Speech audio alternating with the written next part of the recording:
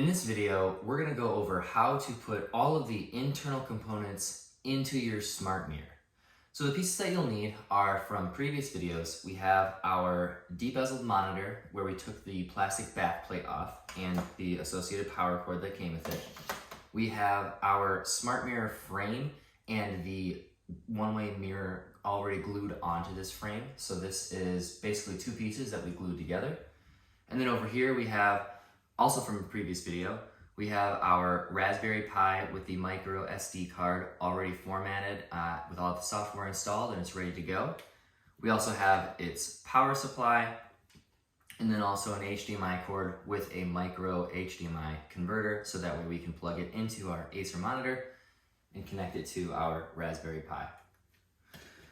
We also have a 3-prong extension cord, and you will need a 3-prong because the power supply for the monitor is probably going to be 3-prong as well. We have two things that we're going to need to plug in, so this extension cord should have at least two plugs on the other end.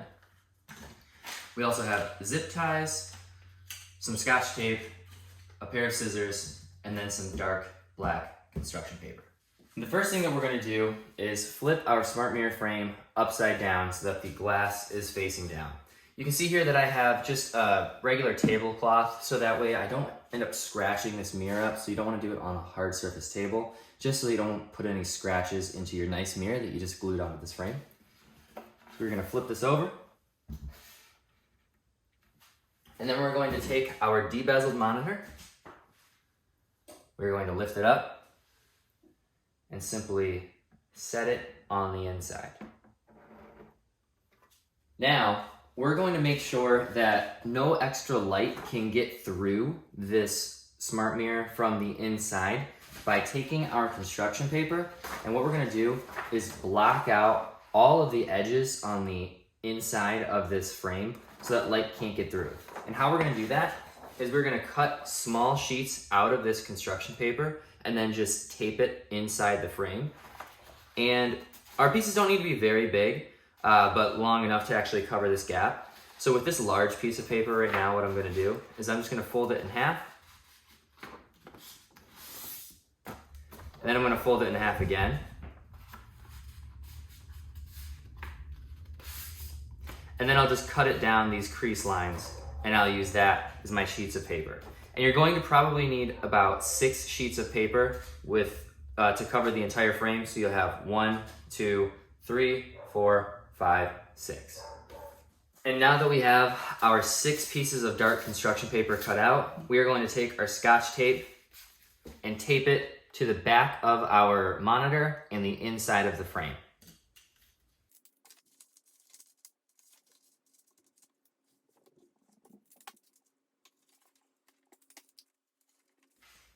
The next thing that we're going to do is take our extension cord and we're going to feed it through this notch in our frame. Before we start attaching any other hardware components inside this frame, we are going to want to make sure that this control panel is not flopping around everywhere. So I just have some scotch tape on here, and what I'm going to do is just lay it in here, just find a good spot. And now it's not going to be moving around a bunch as we're moving other things around in this frame.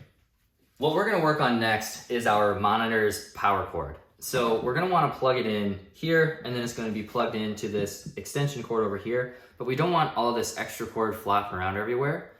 So what we're going to do is we're basically going to fold it back down, and then we're going to want to secure this folded piece right here in the center so that there's not a bunch of extra cord everywhere. And then we're going to give ourselves plenty of room to go ahead and plug in here, and then plug in here, and then we'll set this off to the side for now. So I'm going to secure it as well with these zip ties.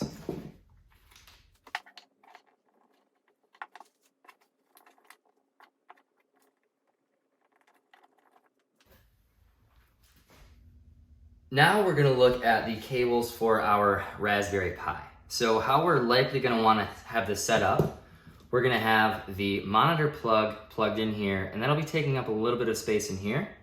Our HDMI plug is going to go in right here. So what we can do is feed that right around, and then we can have our Raspberry Pi hanging out right over here. So the HDMI cord is gonna come out into here, and then the power cord for the Raspberry Pi is gonna be plugged in, and then can come around here and be plugged in this way.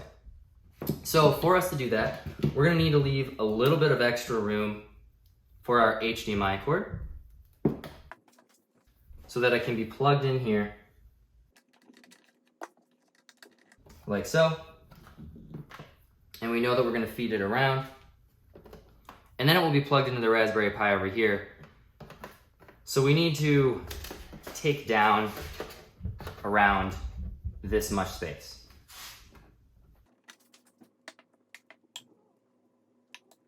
So we'll go ahead with this and see where that gets us.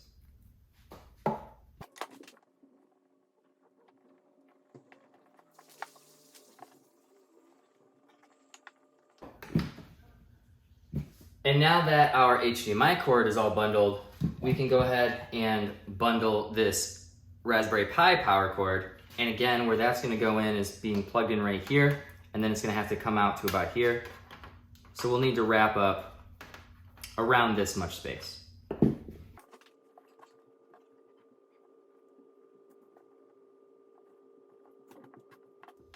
And now that we've got all of our cords zip tied, all that we're gonna do is cut off these extra little tails so that we can keep this clean.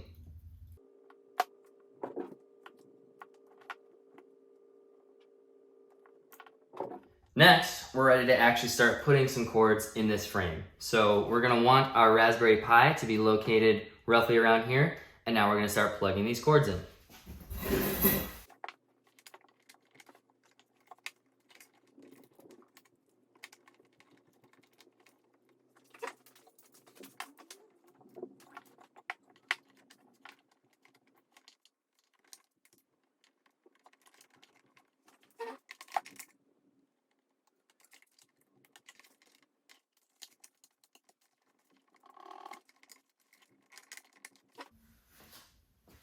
And now that we have all of our cords plugged in, I'm just going to use this Scotch tape and try and secure any loose cords so that whenever this mirror is actually put upright and moved around, nothing is moving around unexpectedly.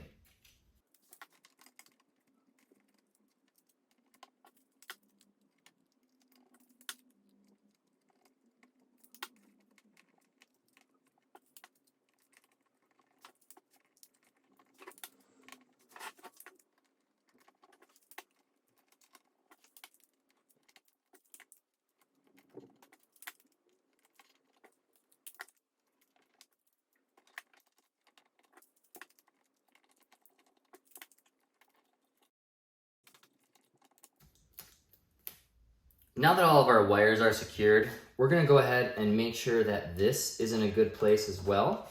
And then we have a little bit of extra space here, and we don't want that light to leak through, and we don't want this to be wobbling about either.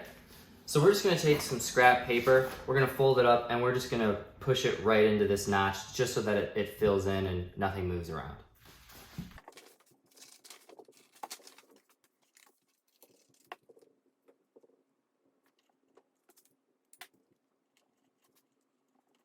The last step of setting up the internal components is a bit optional. You don't have to do this, but it's a little bit safer too, is you'll notice that if you just take a scrap piece of board, there's a little bit of space under here, enough that, you know, I can fit some small items through here. So when we put the back plate on, the internal components might shift a bit, the monitor might shift a bit, and we don't want that. So we basically want this monitor to butt up right against where this board is going to be, the back plate.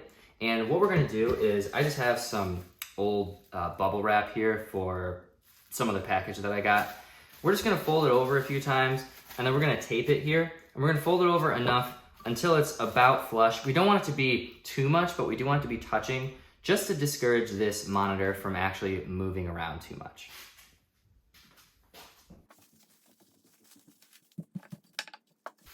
And now that I'm confident with this size, after folding it over a few times with the board over it, I'm just gonna go ahead and take some Scotch tape, and I'm gonna tape it down, and then we'll tape it to the back of this monitor.